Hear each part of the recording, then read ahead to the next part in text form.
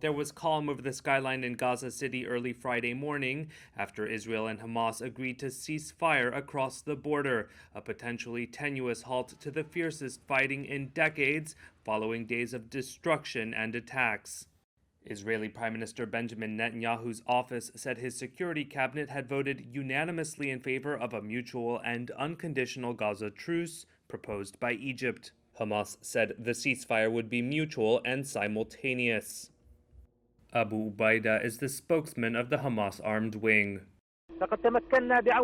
With the help of God, we were able to humiliate the enemy, its fragile entity, and its savage army. The whole world saw the shame of this regime, whose leaders are proud of striking buildings and houses. They are also proud of killing children and women. U.S. President Joe Biden welcomed the agreement from the White House and urged calm from both sides. The United States committed to working with the United Nations, and we remain committed to working with the United Nations and other international stakeholders to provide rapid humanitarian assistance and to marshal international support for the people of Gaza and the Gaza reconstruction efforts.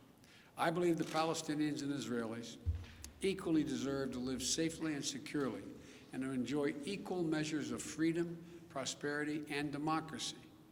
My administration will continue our quiet and relentless diplomacy toward that end. Amid growing global alarm at the bloodshed, pressure had been mounting for days for a halt to the fighting.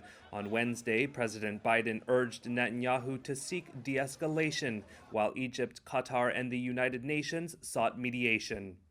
Egyptian President Abdel Fattah al-Sisi had ordered 2 security delegations into Israel and the Palestinian territories to work towards upholding the ceasefire, Egyptian state TV reported. Since the fighting began on May 10th, health officials in Gaza said 232 Palestinians, including 65 children, had been killed and more than 1,900 wounded in aerial bombardments. Authorities put the death toll in Israel at 12, with hundreds of people treated for injuries in rocket attacks that caused panic and sent people rushing into shelters. The violence was triggered by Palestinian anger at what they saw as Israeli curbs on their rights in Jerusalem, including during police confrontations with protesters at Al-Aqsa Mosque. Hamas previously demanded that any halt to the Gaza fighting be accompanied by Israeli drawdowns in Jerusalem. An Israeli official told Reuters there was no such condition in the truce.